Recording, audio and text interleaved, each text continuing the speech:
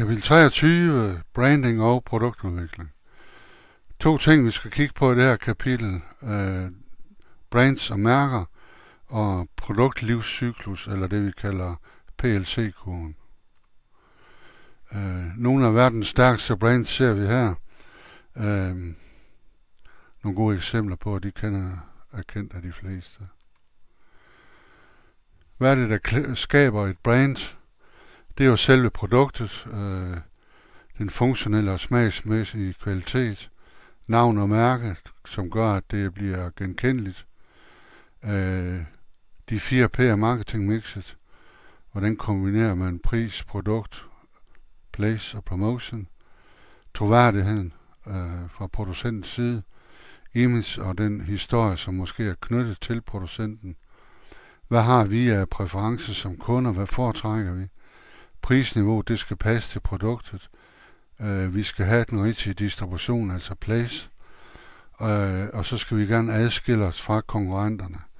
Det kunne være Thisted Bryghus, som laver en ravøl, som gør, at man giver produktet en anden smag og en anden farve. Det er genkendeligt med den måde, som det har kobles op på Cold Hawaii. Pris er også okay og kan købes mange forskellige steder. Troværdighed, den image, som Thisted Bryghus har som en lille bryggeri, og det, at man ligger i Nationalpark Thy og Cold Hawaii og Rav, som hører Vesterhavet til. Hvad kan vi godt, kunder der godt kan lide og smage forskellige slags øl.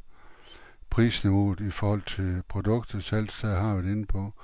Og det er nemt at adskille sig fra forskellige konkurrenter, fordi det er det, der er sådan er særkendende for ravøl her i området, og Cold Hawaii og Nationalpark Thy, det kan man ikke rigtig få andre steder. Det, der er en stor fordel ved et brand eller en mærkevare, det er jo, at det er kendt, og man bestemmer selv markedsføring, og man får loyale kunder. Man kan som regel også tillade sig at tage en lidt højere pris. Og konkurrenten har svært ved at efterligne. Man skal bruge mange penge for at markedsføre sig, man skal sørge for at få hyldeplads i butikkerne, og er man så uheldig, at kunden bliver utilfreds med vores produkt, så bliver vi ret hårdt ramt. Og så kan man sige, at man er jo op imod konkurrence med handelsmærker. Og handelsmærker, det er jo også det, man kalder private labels. Det er jo eksempler på butikskæder, for eksempel, der har deres eget mærke. Matas, de har de stribede. Brugsen, de har Englemark produkter. Føtex har vores produkter, sådan kan man blive ved. Det gør jo, at man ligesom ikke er afhængig af, at man skal have mærkevareprodukter, man selv kan få fortjenesten. Når vi ser på sådan en PLC-kurve, så kan man sige, at vi har sådan en standardmodel, hvor når man udvikler et nyt produkt, så går den igennem en introduktionsfase, en vækstfase, en modningsfase og så en nedgangsfase. Hvor lang tid det tager at nå igennem de der 4 faser, afhænger meget af, hvad det er for en branche, man er i, og hvad det er for nogle produkter, man arbejder med. Og vi kan se her, den røde streg viser salget, og så har vi indtjeningen, som er vist ved den grønne, og den er lidt lavere, og det har jo lidt at gøre med, at i introduktionsfasen, der skal vi jo bruge mange penge på at udvikle produktet, og vi skal bruge mange penge på at markedsføre produktet. Så det er jo faktisk først, når vi kommer hen i vækstfasen, at vi så småt begynder at tjene penge. Og det går så lige hen til nedgangsfasen, så bliver det lidt problematisk med at tjene penge på produktet igen. Så kunsten er jo egentlig her, at man har en vækst- og en modningsfase, der tager så lang tid som muligt, fordi det er det, der skaber overskud i virksomheden. Man har så forskellige kundegrupper. I introduktionsfasen, der har vi innovatorerne, som altid er frisk på noget af det nye og gerne vil tage en risiko. Så er dem, der sådan er tidligt ude med at acceptere produktet.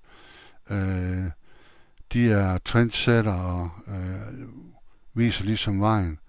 Så har vi majoritet, det er hen i vækst- og modningsfasen, den tidlige og den sen majoritet, hvor man kan sige, at sen majoriteten, det er jo dem, der ligesom bliver presset. Nu har alle vennerne af produktet, så er vi nok også nødt til at købe produktet.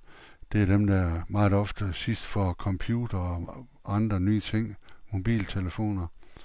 Og så er der de sidste, som er meget forsigtige og ikke er særlig glade for nye ting, men alligevel går med, når vi er hen i nedgangsfasen, hvor prisen meget ofte også er lavere. Det her det er jo sådan en standard måde, PLC-kurver forløber på.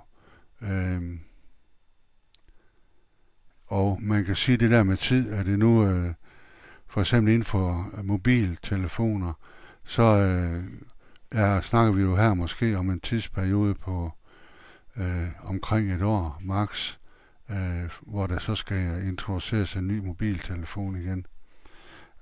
Så det er jo med hele tiden at udvikle nye produkter, så man har nogle produkter, der hele tiden er oppe i vækst- og modningsfasen, hvor man tjener nogle penge. Så kan man have nogle forskellige PLC-forløb, der ligesom afviger fra den, vi har set før, som er sådan en standardmodel. Vi kan have sådan en kurve som A-kurven, hvor vi jo får et produkt, der stiger forholdsvis hurtigt i efterspørgsel. Og det vil sige, at den traditionelle introduktionsperiode ikke stort set ikke eksisterer. Og det kan være et produkt, der ligesom rammer et hul i markedet, hvor de fleste mennesker lige pludselig synes, de har brug for det her produkt, og derfor kommer man ret hurtigt i gang. Så har vi QB, hvor man ryger hurtigt op og ryger hurtigt ned igen. Det er et typisk udtryk for en dille, et modepræget produkt. Afsætningen stiger hurtigt og går hurtigt på max, og så glider det ud af markedet. Det er typisk for legetøj og modetøj. Pokémon, det er lige pludselig utroligt populært, og det bliver en dille for en masse mennesker, og så i løbet af kort tid, måske et halvt til et helt år, så er det væk igen.